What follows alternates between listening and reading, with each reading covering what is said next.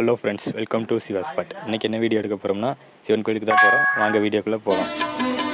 சிவமயமாக தெரிகிறதே, சிந்தையில் சிவயோகம் வருகிறதே. சிவமயமாக தெரிகிறதே, சிந்தையில் சிவயோகம் வருகிறதே. புவனங்களாளும் அண்ணாமலையே,